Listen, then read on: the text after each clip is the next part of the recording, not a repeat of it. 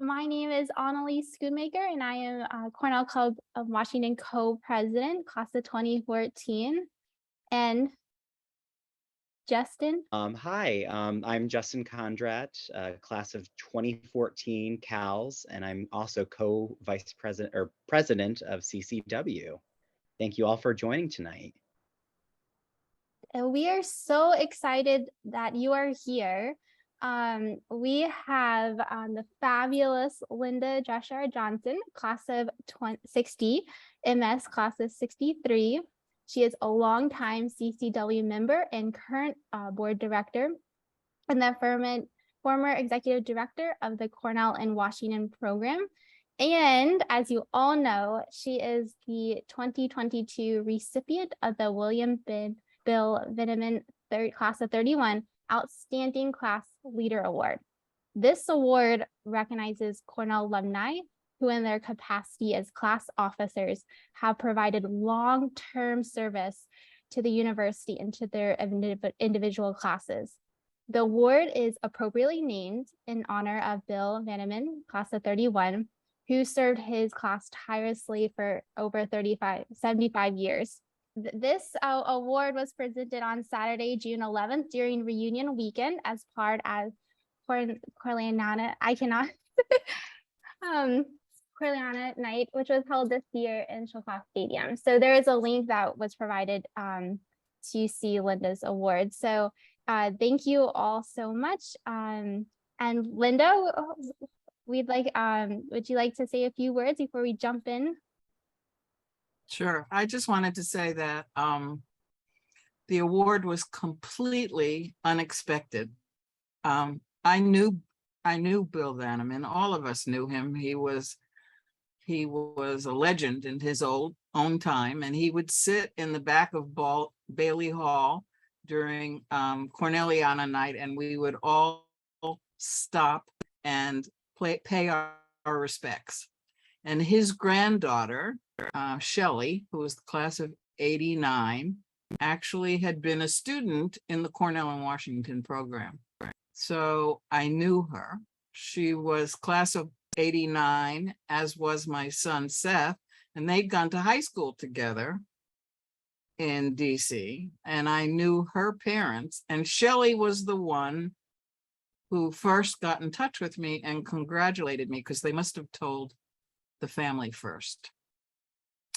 And my daughter, Susanna, also went to Cornell and worked for Cornell, and for a while was the regional director in Boston. And so Bill Vanneman lived in Cape Cod, and he was one of her alums. And so maybe we can show the picture now. We have a picture that she sent me when I got the award, and it's of Bill Vanneman in his red jacket, and Susanna, and baby Ellie, who was 6 months old at the time. And just so that you know, it all continues, she is currently a junior at Cornell.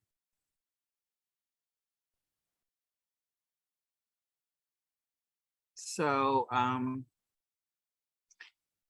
so that was sort of the history of it. And when I came up to Ithaca, one of the things I did was meet all the other Vannemans who happened to be there. And it was pretty spectacular to be at Schoellkopf Field. They decided to do it outdoors. Earlier in the day, Bill Nye, the science guy, was there. So it made me feel pretty important. And people were pretty great, just stopping me in the street on the campus and congratulating me. And I have to say, I liked it. It was nice to get all that attention. And I felt undeserved because I'm nowhere near 75 years. I perhaps love Cornell as much as Bill did, but clearly haven't done anywhere near as much. And the thing to tell all of you is that I really got working for my class by going to reunion. And then our class, the class of 60, was the first class that let our returning classmates indicate who they would like to stay near in the dorms for reunion. And we did that. We had to sort of fight a little with housing, but it worked. And now I think everybody does it, but we were the first ones. Linda, we'd like to also hear your story of Janet Reno. Okay. We've heard that you have some famous connections there. So Janet Reno was class of 60, and a lot of the females knew her because freshman year she was a waitress in Dixon.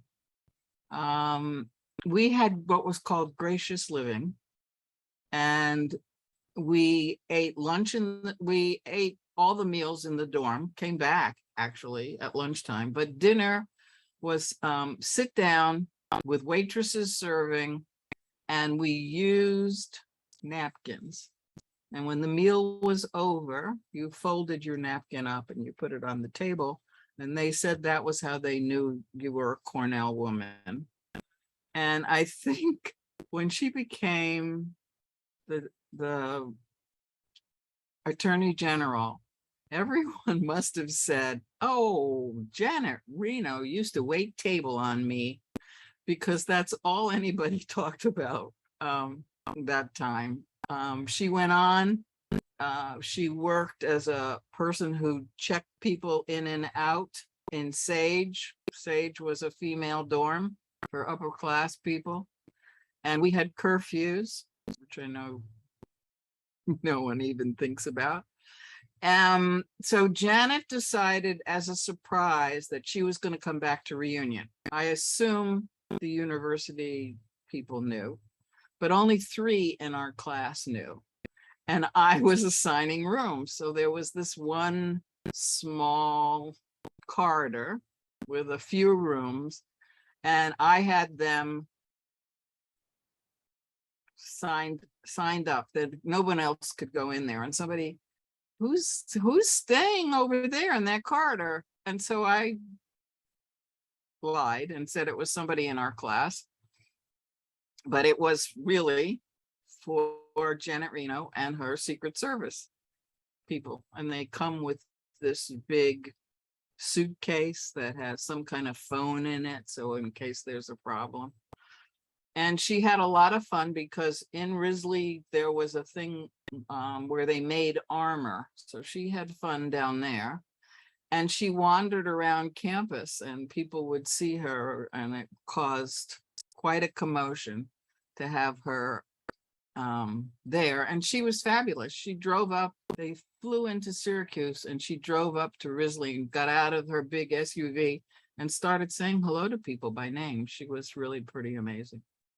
So that was a very exciting reunion. That sounds great, Linda. I'm thinking, did the Secret Service go to the beer tents during reunion?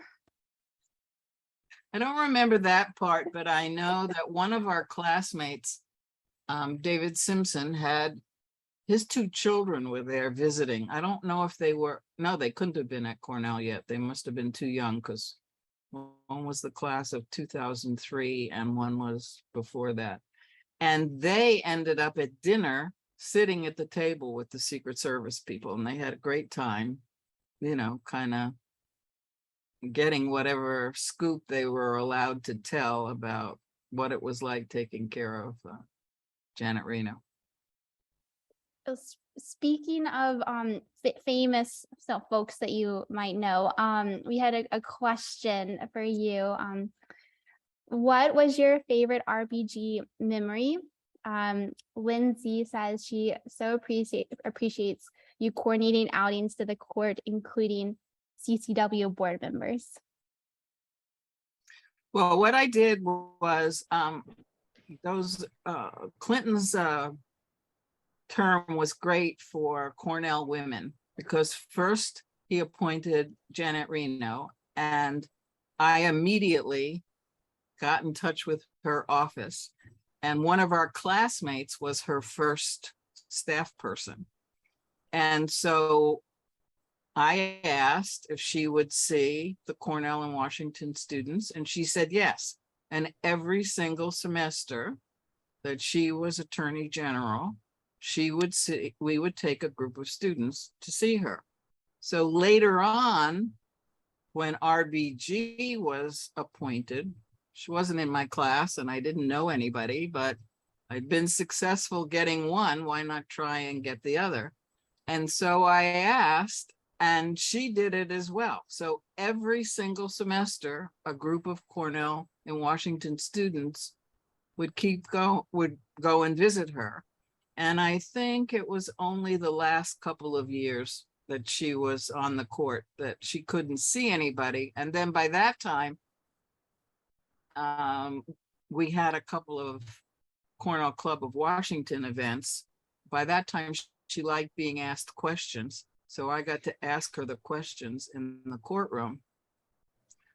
So in the beginning, we would just meet in one of the conference rooms, and she talked a lot about the collegiality on the court. And you know, of course, that she was very close friends with Scalia, although they had very, very different philosophies and practices. And she used to tell funny stories about women, that if somebody, when she was on the lower court in DC, if one of the men commented about something a woman attorney was wearing or that her voice was funny, she'd immediately say something, what is that man saying? I can't seem to hear him. Maybe he could speak up. So she just quietly would make a point. And there were some exciting times, like once I was at Signature Theater and she was there. We were seeing, I'm forgetting now, but anyway, and she stopped and we said hello. And one time I had sent, I mostly communicated with her scheduler, and I could send an email to the scheduler who would send it to RBJ, and then I would get a letter back, an email back from her. And one time I wrote, after we had seen her, I think, or Janet, I can't remember, one or the other, I had an appendectomy. And she sent me a I didn't think to look for it. She sent me a cartoon of judges sitting on a bench that said, you know, thou shalt heal quickly or whatever. And when we had a new director, academic director, faculty member, Stuart Blumen from the history department, I sent a note that the new director was going to come. And when she walked in, she said, Linda, are you leaving? And I wasn't sure then she even knew my name, but so it was really pretty great. And one of the times when I came, my granddaughters were there. And so I brought her over to introduce them. And somebody said, do you want to take a picture? Now, I knew you weren't allowed to, but she had offered, so I wasn't going to say no. And the officer who was there reported me for having a picture. But you can keep it personally, but you can't publish it or do anything with it. So a lot of Cornell alums in the club, and we made it only for club members. If you weren't a club member, you couldn't sign up. And I can't remember, I don't know who's here who may know, something like 48 new members we got when we opened it up. So it was a great thing for getting our numbers up. I can't read the thing, so I don't know what else people are asking. You'll have to tell me. But I see alums and family and all kinds of things.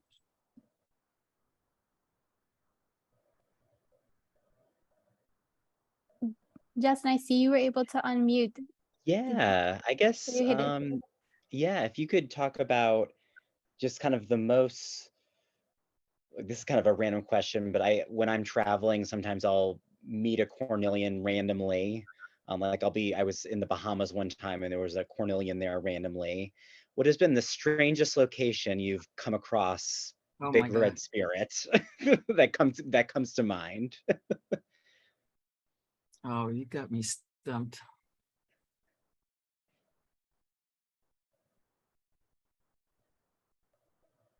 I really can't. We didn't talk about that ahead of time. I can't think of anything right now. Maybe it'll come to me. Oh yeah, no, totally. Yeah. Oh, the one thing that was also funny about getting the award was I had taped the president of CACO, which is the Cornell Alumni Council organization, whatever. She introduced me and talked about me and talked about the award and talked about Bill. And then I had taped a comments, which they played. And then she said, Linda's here in the stadium. And I wasn't with them, you know, sort of opposite the Schoellkopf. But I wasn't in a bleacher. I was in a flat place where the older classes were sitting. And so the camera turned around and I stood up, and I kid you not, I kind of waved like the Queen. And my son called it the LJJ Jubilee. And so that was pretty funny. And that was taped. So if anybody hasn't gone to Cornelliana, you can do it because it's all online and you'll get to see that funny scene. Linda, maybe, since it was reunion, you can bring us back to how you actually ended up at Cornell and some of your memories as a freshman and getting started there. Okay, well, the story I always tell is when I was a senior at New Rochelle High School, which is a suburb of New York City. I had grown up in the Bronx, but when I was ready for high school, 10th grade, my parents moved to New Rochelle, and I went to New Rochelle High School. And my senior year, there were two things I really wanted. I wanted to be a cheerleader, and I wanted to go to Cornell.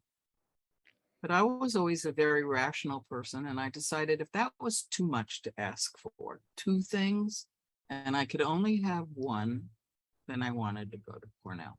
And that's just what happened. And oh,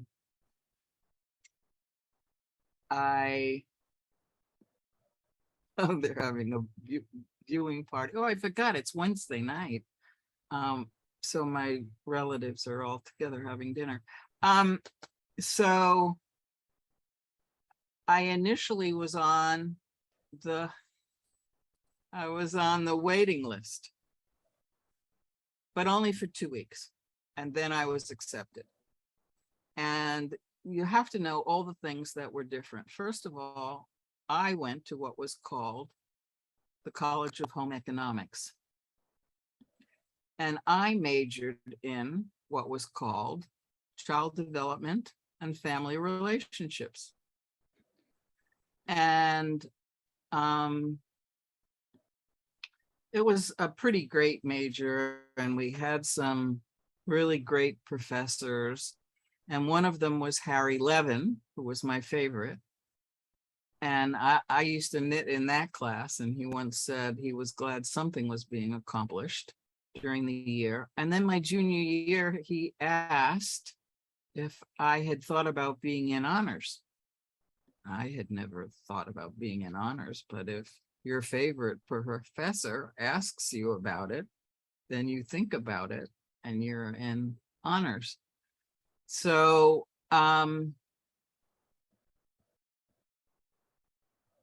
So when I was going to graduate, I decided I wanted to get a master's degree. I wasn't sure I was dedicated enough for a PhD. And so I applied to 3 places. And Berkeley in California accepted me, but didn't offer me any money. Harvard accepted me and said they would lend me $1,000. And Cornell accepted me and gave me an assistantship. So that paid my tuition and enough to live on. And the enough to live on was somewhere in the range of $2,000. So it was a different time. Also, at that point, there was no tuition because home ec was a state school. You paid $200 a year in fees, and room and board was $1,000. But people didn't make a lot of money, you know, $10,000, $30,000, whatever it was. It was nothing like what things are now.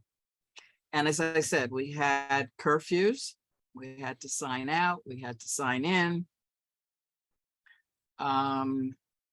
We protested because there were rules for being in a fraternity. If it was a spring weekend or something like that, the female students would stay at the fraternity, and they would always invite at least one person who was in the hotel school, because those females knew how to fix stuffed toilets, and they were very important. And so the rules were, if you were with a guy in a room, the door had to be ajar and you had to have 1 foot on the floor. And they wanted to do the same thing in the apartments that were in College Town. So there was a protest, and it started at Day Hall. And then in the evening, the male students went to the president's house. The president was named Dean Malott. One of my friends who didn't know that Dean was his first name, he thought it was an honorific. He called him Dean when he met him. That was bad for him. Anyway, I lived in Balch 2, and my dorm 1, we had the most women out past curfew, 22. So, I mean, I don't know, maybe you want to ask some questions about what it was like, but it was so different. We walked everywhere. They said that you could tell what year a woman was in at Cornell by the size of the muscles on her legs. And you know, we also had to wear beanies. And everyone always asks me, who made you wear them? Nobody made us. We voluntarily did it because we thought it was cool. But I understand they stopped shortly after our class. I think also curfew stopped. Oh, I know. And the other thing was, there was something called the freshman register. And they would, let me see if I can just show you a little bit We what can it looked see like. it, yeah. So they would take your picture and they would put down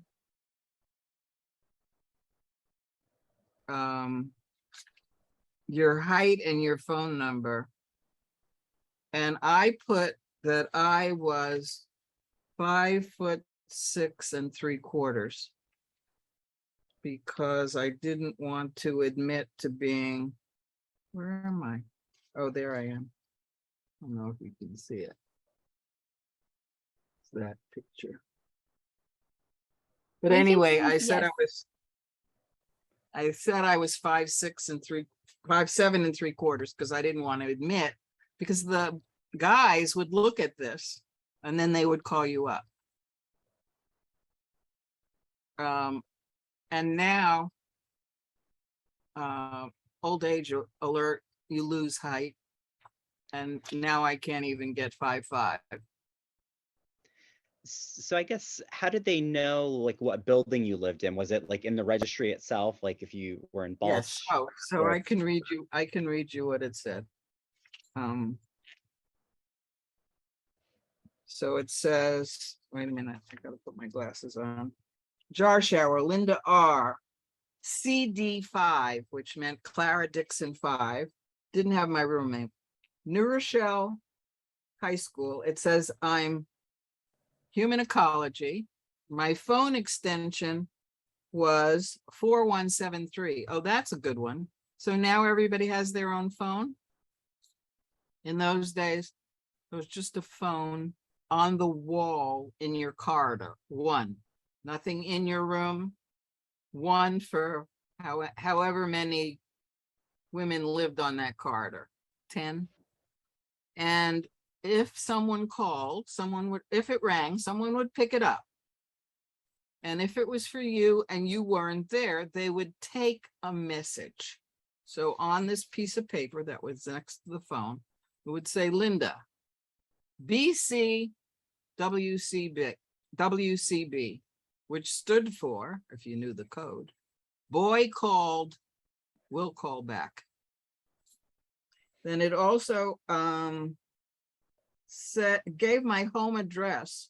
Your home address, really? My home address in New Rochelle, 36 Earl Place, New Rochelle. It's quite a lot of information. It I know, was. my goodness. There were none of the privacy issues, none of that. So that was pretty funny. Linda, we've actually had a couple of questions come in. Let's see. There was one from Lindsay. What's been your favorite sorry, I cannot speak today. It's been a very long day. Corey Ryan Earl webinar or talk. Oh my gosh, I love him. They mentioned in one of the things that I had seen at the time of reunion, something like 47 of his presentations. Oh gosh, I don't know. I love them all. And I love him and he's fabulous. And oh, he also, our class was the first reunion that got canceled. 60 would have had their 60th reunion in 2020. And so we were working on it. And my friend Carrie had made that slogan, 60 is 60, and we had all these things planned. And then it was made virtual. And the one event that we had was Corey Earl was talking about our class. And we had a lot of people who had been on the Sun. And so our main Sun person, Carrie Warno-Mackover, she collected them all and they talked after Corey about what they remembered for those things. And then Corey was doing a trivia thing, a contest. They didn't tape it because it was sort of copying the one that's really on TV and they thought we might get in trouble. So I got to do that with my beanie. I don't know. He has very interesting ones. He talks about the trustees and what they did and various about the botanic. See, I can't talk either. Gardens, which used to be called the plantations, and then that was changed. But he's absolutely fabulous. And if he does things, you should do it if you're an alum. And also you can go back and many of them are taped, are recorded. So you can go back and look at them. And I highly recommend it. And I gave 1 year at Cornell Council, they had a game where they had little gray squares and it had a question and then the answer was inside. So he'd never seen that. So I just gifted that to him because he seems like the best person to keep any memorabilia. And then we have a question from Carol. Hopefully I don't butcher this name, but Esther Bondarf. Yeah, thank you. Iconic alumni. Can you share any stories about your work with her? Oh, Esther was fabulous. I first got involved because Harry Levin, who had been my favorite professor, later became the dean of the Arts College. And we were talking one time and he told me that Cornell was thinking about doing something in Washington. And so I volunteered to help them find a good place to house it. And there were some alums who were interested at that time in buying some real estate as an investment, and they would be willing to give it to Cornell.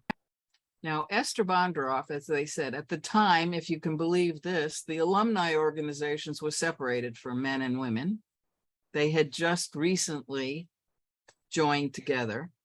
And Esther was a very petite woman who was just a dynamo. And all of a sudden, she heard that this person, Linda Johnson, was looking for real estate for the university and working with the provost. And why was she doing it? So the provost, who was David Knapp, was going to be in Washington.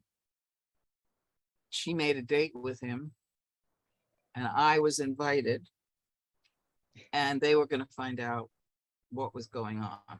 So at the time, the university was paying me a very small hourly wage to do this work. And post Esther, who decided she liked me and that I could keep doing it, but I was now a volunteer. But she was great, and I can't remember exactly how old she lived to be. Maybe Carol does.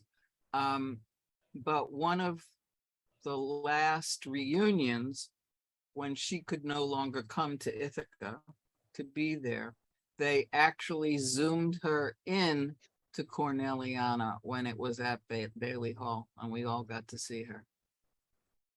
But she, like Bill Vanneman, they were just amazing people in terms of how much they did for the university, how much the university relied on them. She was interested in hawks, so I think she did something making a refuge for them that may be in her name. I can't remember exactly. But she was another one, a legend in her time, and it was such a privilege to know people like that. And I suppose it did inspire you. You never thought you could do as much as they did, but to do as much as you could.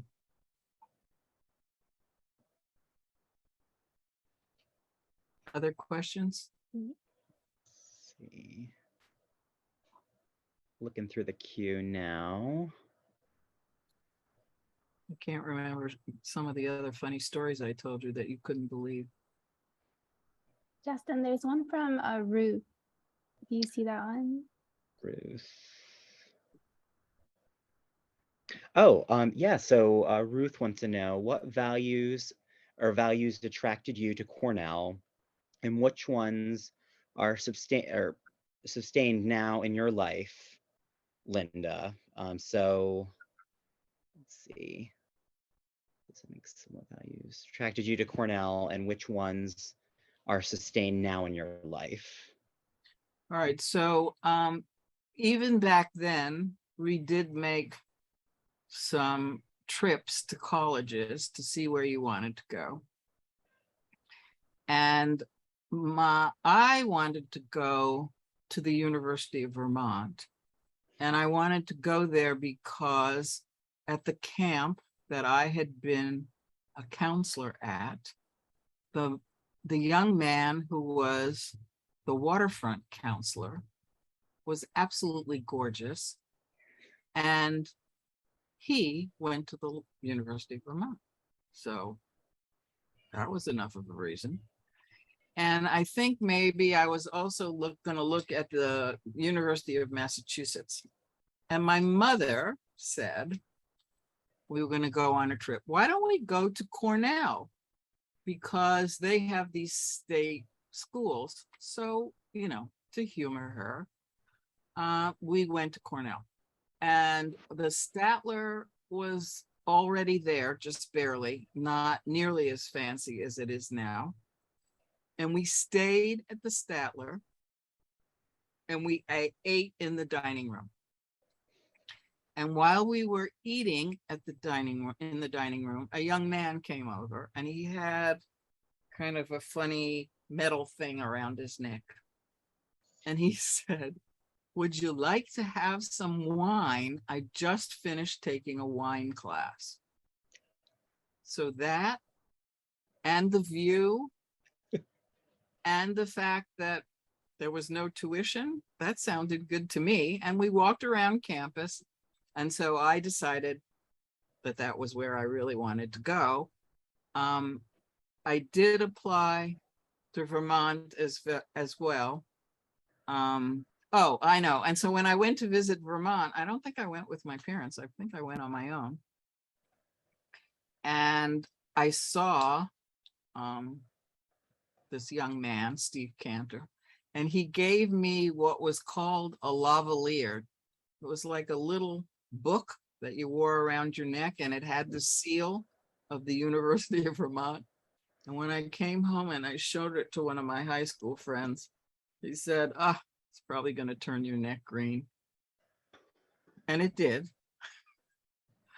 So I didn't go to Vermont. Years later, I was living in New York and Seth was a little boy, and we went to down near the Fulton Fish Market was also a place where they had some boats docked there, and we were looking around it, and that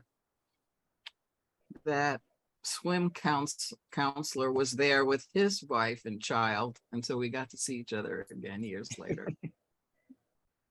So something else. So I loved everything about Cornell. You know, the fact that it was Ivy, that it was co-ed, that it had this home ec, which became human ecology. And at the time, the ratio was like 4 to 1. There were 4 guys for every single woman. But we used to say, doesn't hurt. Yeah, one was engaged and one was dating people who went to schools up the lake. And I can't remember what it was. Oh, and then I know the story you liked was when we were not freshmen, but sophomore year in Balch, several of us were dating the same guy, because in those days, first of all, we weren't having sex. So there was not the serial monogamy that there seems to be nowadays in dating. So we dated multiple people. And on Thursday, we would get together and say, okay, who's got Bob on Friday? And who's got him Saturday? And so we knew that we were dating the same people, but they didn't know. And that was a lot of fun. And then we used to write letters home. And if I were to call sometime, my father and mother would be on extensions of the same line. And my father would say, now, Pearl, don't say anything to her about calling. She is saving the 3 cents on the stamp, which was true. So my mother saved all of my letters. And then she gave them to me when I was grown and married or whatever. I didn't read them because I thought I'd be a little embarrassed. But when my daughter was accepted at Cornell, I took those handwritten letters, I typed them, put them in my computer, and then would also put a letter from me as a mother. So there were letters from a daughter to a daughter. I would send them to Susanna, and she would read them to her friends, and they would get a big kick at them. One time, I think she said, you can correct me if I'm wrong, that one of her friends said, let's be like Mrs. Johnson and go out with a lot of people. But now my granddaughter is there, but I'm not sending her the letters. They seem a little too dated.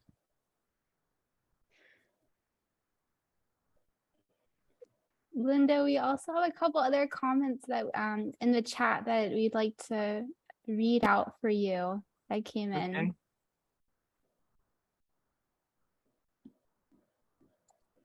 Fred S said, this goes back to when you were talking about Corey. As the dad of a Cornellian, Corey is incredible to hear. He could talk about cracks on a sidewalk at Cornell and he would make it interesting. As Lindsay's dad, thank you for introducing him to the rest of us. Listening to your stories and listening to him make me almost feel as if I went there, not just the dad of someone who did. Well, good. Yeah, parents can get very involved and love it too, just the way we do. So keep it up. There was a question, do you still have your beanie? And I believe you showed us your beanie, right? Yes, I have the beanie. This is the real life beanie, everybody. This is from, this is not an imitation. I think it's really cool. I think beanie should come back. And the picture that's my picture on Facebook has the picture of me in that beanie, which was taken at a reunion one time. We can show that one real quick. Here. We'll bring it up in a minute.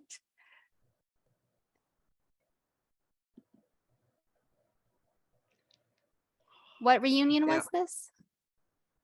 I can't remember, but it's a while ago, but when we must have had cell phones and things. I can't remember exactly. And I don't remember when I joined Facebook. Sorry. But the freshman register was really pretty cool too. And now you can't do any of that. I mean, there's something called Cornell Connect, and we used to be able to sign on, and it would have our addresses and our phone numbers and our email. And I think the only thing that they still include is email.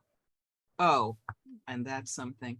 My email is LJJ1@cornell.edu. Oh, I never noticed that before. And that's pretty because cool. I was there in about 85 when they were giving them out. We have a great story about that. I was working for Cornell in Washington. And Carol Fields Hagen, who is now the administrator of the program, worked for us. And so mine was LJJ1, hers was CFH2. And the person who was our head resident and head tutor, Jack Moran, who was fabulous, and lived in the building and worked with the students both academically and socially. His was JHM8. And he thought I had done it. I'd given myself 1, I'd given Carol 2, and given him 8. And I know there are some initials now that some people have like 4 digits after them. And if you're an alum and a retiree, they let you keep your email. And it's the only one I use. I never got another one. So I love when I send emails and people at Cornell notice it. And also the license plate on my car is CU 1960. And if you know, the District of Columbia has 2 letters followed by 4 numbers. And when they were starting to get close to CU, I went and talked to the people at the Motor Vehicle Bureau, 2 very nice women who decided that I guess I was gutsy enough. They were gonna get that CU 60 and give it to me. And so as it was getting close, we were communicating. And as it came in, they gave it to me. I remember going to pick it up and I gave them some flowers because they were so nice. But when I needed to get a new one for some reason, it was hard because they had to make it serious. Anyway, it's all bunged up and a mess, but I still have it. And when I drive to Cornell and I would go to get a parking sticker or something, those people would always notice it. So that was nice. Well, I didn't know that. That's Yeah. a really cool license plate to have. Yeah. And a great email. We do, Justin, do you see another question? Let's see. You got the beanie no longer available at 1962. Oh, somebody who was there.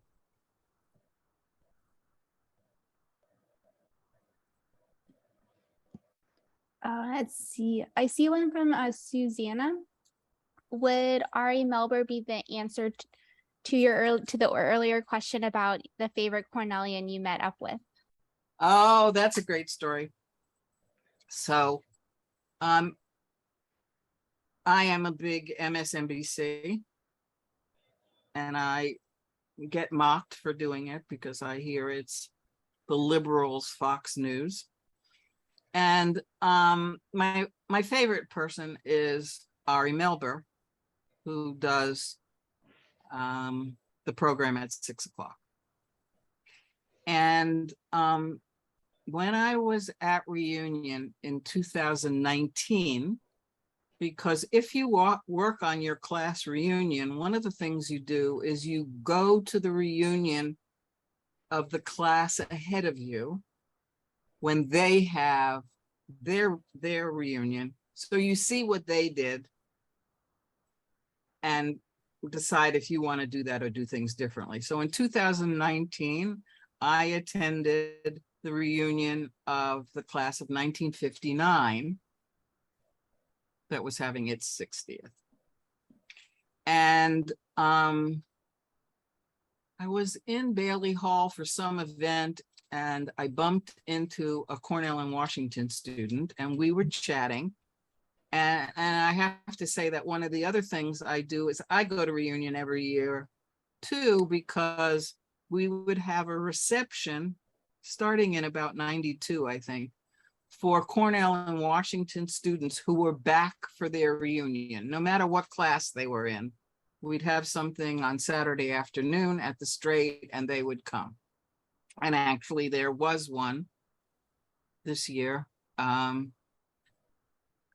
I went to as well before I went to Schoellkopf. And he mentioned to me, I think I already knew that Ari Melber had graduated from Cornell Law School. He went to Michigan as an undergraduate. He's from Seattle, Washington, and he did law school at Cornell. Not immediately after college, and he graduated in the class of 2009. And so he was back for his reunion. And another alum who had done Cornell in Washington, I'm forgetting his name just now, but I'll remember it. And then also went to law school and was part of the Federalist Society, which I'm not going to comment on. He was being interviewed by Ari Melber at the law school. And so I was having lunch with a friend downtown, and I grabbed a cab, or somehow I got, or maybe she dropped me off at the law school. And the main room was already full, so I had to go into an annexed room and watch it virtually. And as soon as it was over, I jumped up and ran. Those were the days when I could jump up and run, and went into the main room and down to where Ari was thinking, why am I not remembering his name? That's terrible. Was talking to this guy. And the guy was talking to his wife and some other people. And so I introduced myself to Ari Melber and said that I used to work at the Cornell and Washington program. This guy, it's just on the tip of my tongue, but it's not coming out. Had been in the program. And he said, oh yes, he mentioned it to me. And so then we talked for a while, and I said, you know how you've mentioned on your program that older women seem to like you? I said, I'm one of those. And so he said he'd have somebody take a picture of me with him. And so they did.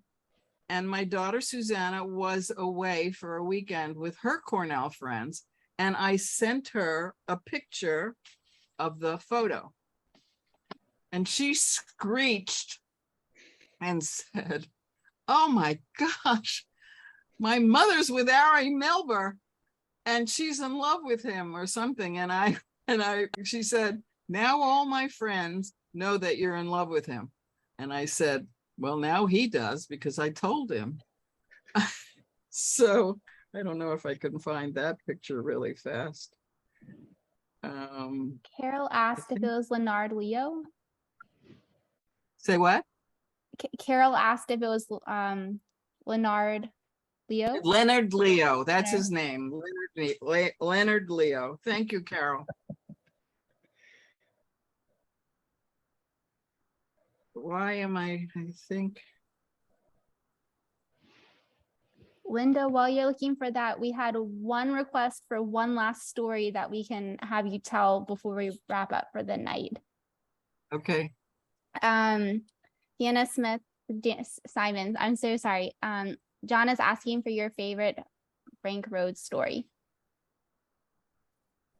Oh, that was easy. So Frank was unbelievable because he would remember everybody's name.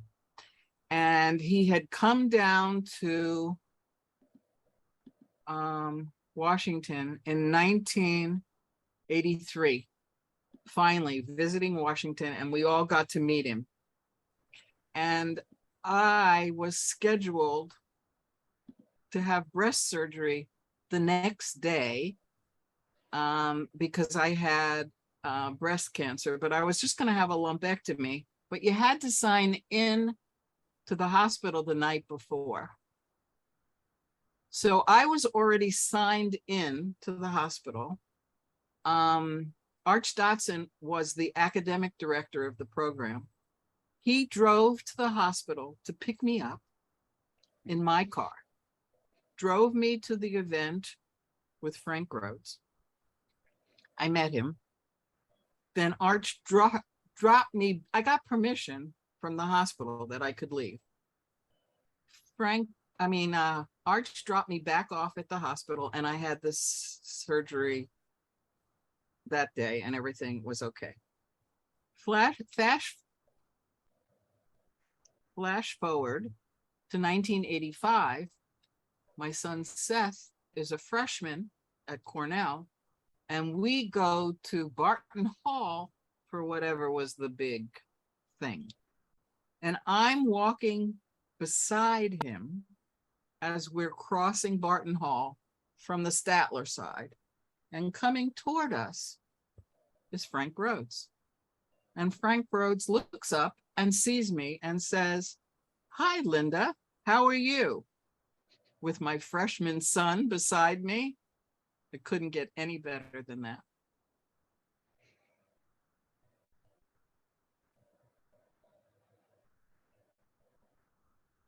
Oh, we are right at 8:01. Justin, would you like to help me wrap up?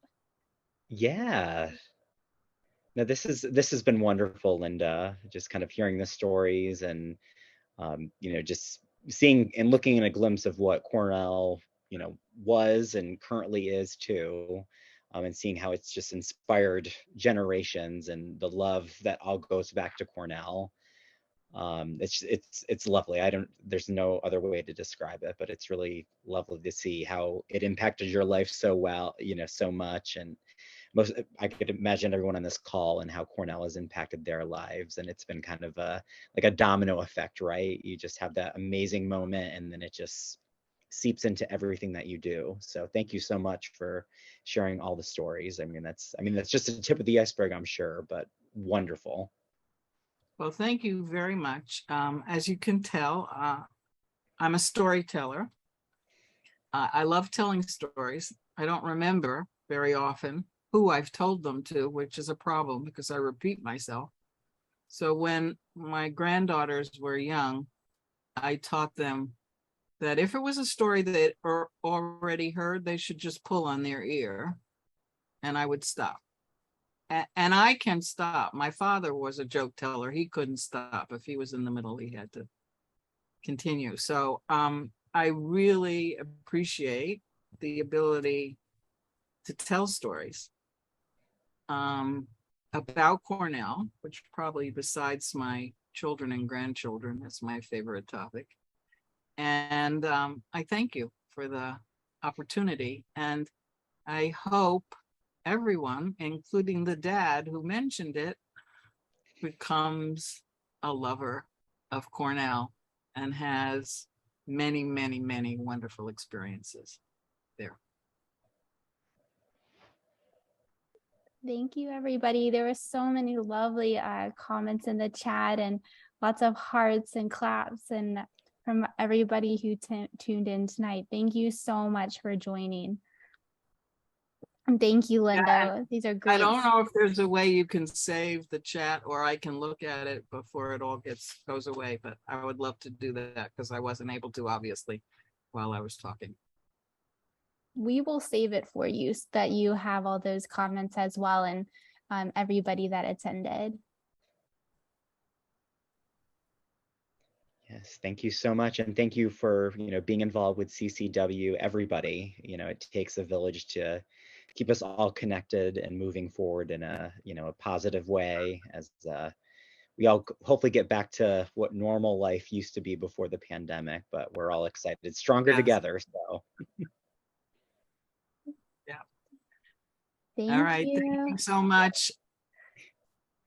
Have a good night, everybody. Lots of the Zoom hand wave. Good night.